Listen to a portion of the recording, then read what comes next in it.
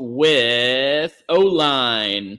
So we'll keep this. We have talked about the O-line once or twice, Michigan Wolverines live, but it has been a minute. And we do have, I believe this is a swap at guard from what we had last time, if I recall.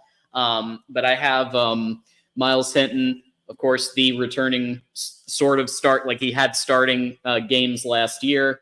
Then, of course, Josh Prieb from Northwestern transfer, Greg Crippen at center, finally getting his time after a few years on the bench.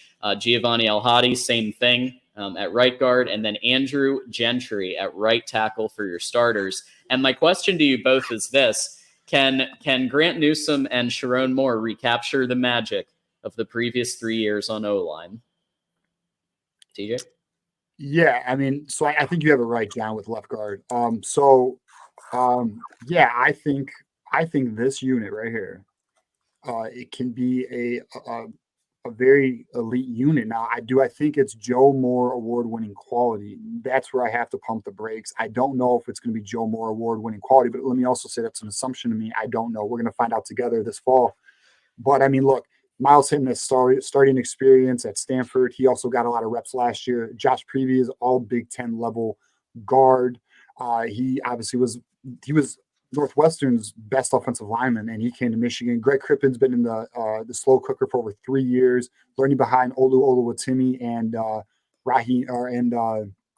Drake Nugent. And then Giovanni El-Hadi, former top 100 prospect, he's also had a lot of reps. So, it's not anything he hasn't seen. The question for me is Andrew Gentry. Can we get consistent play out of Andrew Gentry? And if we can get consistent play out of Andrew Gentry, we're going to have a hell of an offensive line this year. Will Michigan regress? I think overall, it's hard to say that they won't regress. And there's only two real positions where you could say, okay, where are they going to regress? And one is quarterback and one is, the offensive line together as a unit. Are they, but, the team is going to be different. We're probably going to have a slightly lower scoring team. We are probably going to have, it's not going to be the best in college football or offensive line, but if Alex Orji is the quarterback, or even if he isn't, we may have a more mobile quarterback, or at least showing that, or on the field more mobile, because I do think JJ is a pretty mobile quarterback. So the unit in combination, and we have an experienced Donovan Edwards, who's also already had absolutely monster games against, in the biggest games, he's had monster games, right? So I think this whole team works as a team, and I would say there will be regression in the offensive line, but it's not as bad as people think. The returning production number, we've talked about this before, is a little bit deceptive because we have a lot of players that have experience. Right. They just haven't been starters, or they've come in from other teams as well, right? So. Yeah, I agree with that. I think that's a great point. I mean, as I mentioned, a lot of these guys have time on task already. They have a lot of reps. They are battle tested. So it should be a fairly smooth transition. Well, I just want to say this. I hope they don't get the Joe Moore Award, because every time Michigan or Washington got the Joe Moore Award the last 3 years, they get absolutely walloped in the finale. So I actually think let's have a better O-line than the Joe Moore Award. And look, if there's anybody, and even some Buckeye podcasts have said this, if there's anybody who can put this unit together to be elite, one of the most elite O-line units, it's going to be Sharon Moore and now Grant Newsome. That's a good. Sharon Moore isn't going anywhere. His influence is still going to be all over the offense. I'm sure of it, especially O-line, because that's his real passion in terms of position. So I think that's huge. Real quick on depth. We do have a couple of names here that some of whom you've probably seen in past years that have come back. Some new players, but as we did last time, we've got three here on X Factor, Sleeper, and Bold Prediction. TJ, with O-line, who do you think is going to be the X Factor and Sleeper and all that good stuff? Yeah, so my X factor is going to be Giovanni El-Hadi. I think Giovanni El-Hadi is going to be a monster this year. I think it's his time. He has waited patiently. This is the type of offensive lineman who should have been starting at a Power 4 level the last 2 seasons, and he's waited his turn because he's been behind Joe Moore award-winning offensive lines. He is a dog. He's a damn good offensive lineman. I expect him to have an all Big Ten type season. Looking forward to that. My sleeper is going to be, I don't know if it's really a sleeper though. I think Jeffrey Percy is the sleeper for the offensive line. Now, and the reason why I'm not going with Andrew Gentry is because there's consistency issues with Andrew Gentry. We'll find out if he can handle those in camp. But I'm going with Jeffrey Percy because he is the backup offensive tackle behind Andrew Gentry. So that's my sleeper. I think, if it's not Andrew Gentry, it will be Jeffrey Percy.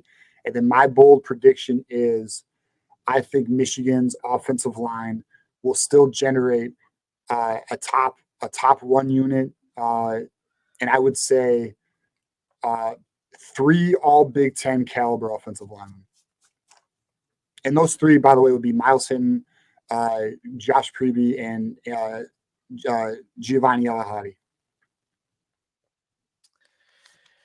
All right. I will go with El-Hadi for the X Factor. Josh Preby out of Northwestern, I think would be the sleeper. People not thinking about a transfer, kind of situation there.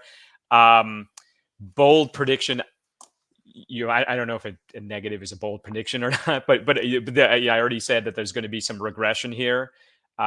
Statistically, we're not going to be at the top of all of college football, 130 plus teams, but we'll be in the upper half of statistically, we'll be in the upper half of the Big Ten, and people might be a little bit down on that, but I'm just telling you what I see. It's kind of maybe a negative bold prediction, but maybe that's hidden a little bit because we have Donovan Edwards who can rip off home runs and maybe be a Miguel Cabrera. I see Miguel Cabrera back there, a 300 hitter that can also get home runs. So if he can do that, maybe that hides some of the, masks some of the regression that we have on the offensive line. Ooh, so O-line's a tough one. Because I think a lot, especially since we have literally one player that's had starting reps, they could all be for any of these. But I'm going to go with Josh Prebe as X Factor. The reason is that he had 764 snaps last season. He has the experience to be able to come in and play the role, get that push that's going to be sorely needed. Remember, he was part of that Cinderella Northwestern season last year when everybody expected them to go 1-11 or 2-10, including myself. I had them at 2-10, and they won like 8 games or something like that. So he was part of that success. I'm going to put him as the X Factor. The sleeper, El-Hadi could be an X Factor. He could be a sleeper because a lot of people don't know El-Hadi. But if you've been following him, he's been waiting his turn, and I think he's ready to explode, and I see him as a sleeper. Bold prediction. Is it a bold prediction to say that Michigan will not win the Joe Moore Award in 2024, but will go deep into, I think we'll have a pretty solid playoff run with the strength of this O-line? That's what I'm thinking. I think Michigan's going to go 10-2. And is going to win at least one playoff game in the postseason. So with that said, that's my O-line 3, and we do have a couple of super chats here I want to hit. So we'll start with the on-topic one with Justin, $2. Who's going to be the tight, like the blocker the blocking tight end, I think is what he's asking No, in I the think he O-line. means the sixth offensive lineman. So Oh, okay. how Michigan likes to do those Like a those Trente. jumbo packages. Yeah. Yeah. So this year that would be Jeffrey Percy. Jeffrey Percy would be your sixth offensive lineman. I think he would get that role. We'll find out if Jeffrey Percy gets the starting tackle position. Then I expect it to be Andrew Gentry. But yeah, so the sixth offensive lineman will be Jeffrey Percy. There it is. We do also have a super chat